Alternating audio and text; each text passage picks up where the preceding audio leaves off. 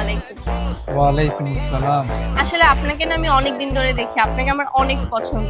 এই যে আমার নাম্বার, আপনি প্লিজ আমাকে জাস্ট একটা কল দিন, আমি আপনাকে প্রতিদিন সেহরিতে কল দিয়ে উঠাই।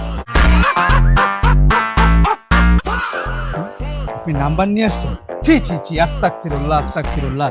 রোজা রমজানের দিন আপনি একটা বেগানা নারী একটা পরপুরুষের নাম্বার দিতে চলে আসছেন। আপনাদের ভিতরে কি ডর ভয় নাই? এটা একটা রোজার মাস, আমি একজন রোজাদার ব্যক্তি।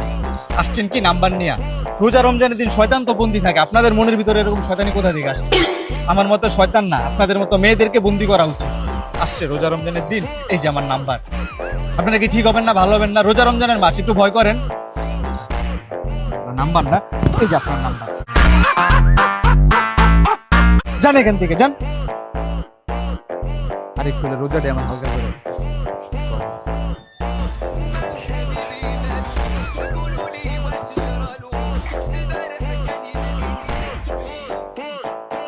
নাম্বারটা কই গেল? এই জায়গায় তো আলাইছিলাম। ভাই ভাই ভাই, এই জায়গায় একটা মাইয়ার নাম্বার লেখা ছিল, কাটে দেখছেন আশেপাশে? বুঝলাম না শেখ, আপনি রাত্রেবেলা রাস্তাঘাটে মাইয়ের নাম্বার খুঁজতেছেন?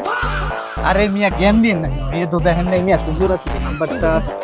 রমজানের দিনে শেখে আবার এটা কি দেখ খেলনা দেখাই ভাই। আরে ভাই, ভাবছিলাম রোজা রাখছি, নাম্বারটা নিম না, এখন কই পাই।